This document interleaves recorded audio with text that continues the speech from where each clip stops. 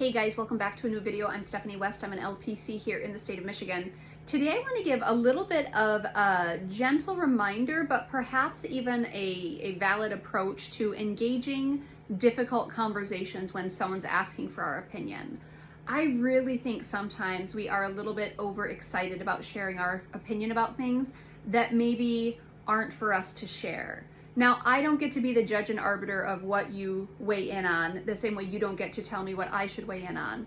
But I do want to give somewhat of an invitation, if not a gentle caution, that sometimes our opinions just should be withheld. Now, the way this played out for me a couple weeks ago, I had a friend who was going on a cruise with her husband, and then there were 7 other people going. So there was a group of 9 of them. And I was going to get to stay here in West Michigan and take care of her 5 golden retrievers. I'm not qualified for that, but she was going to teach me how to be qualified for that. So we were going to go out for breakfast, and as I was sitting at breakfast waiting for her, a woman comes rushing in and she says, "Hey, your friend is in the parking lot. She's asking for you. She can't get up." So she had fallen. I go out there and she's broken 3 bones in her leg. So tibia, fibula, and her ankle were all broken. Just a really tragic turn of events.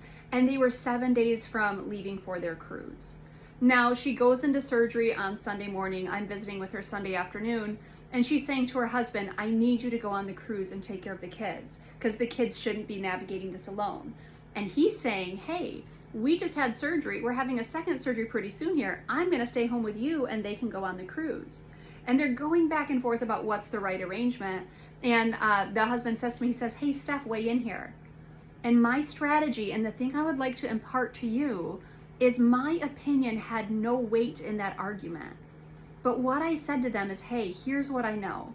Either way you slice it, it's a frustrating outcome.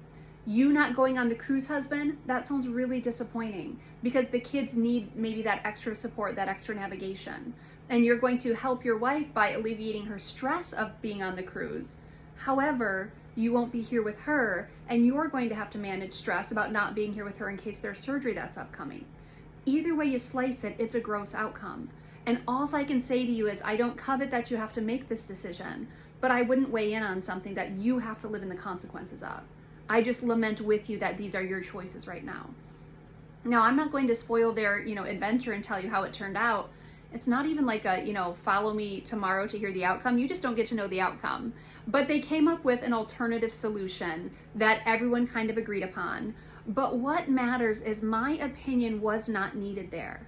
They were in a hard situation. And any way we sliced it, it was a frustrating outcome. There was a lot of disappointment to go around. And so I want to invite you, when someone pulls you in and says, "Hey, what do you think about this?" We need to first consider, is this my place to have an opinion? And I tell you, friends, it's not always our place to have an opinion. And maybe you have stuff running in your head, or they should know this, or they should know this, or I should warn them about this.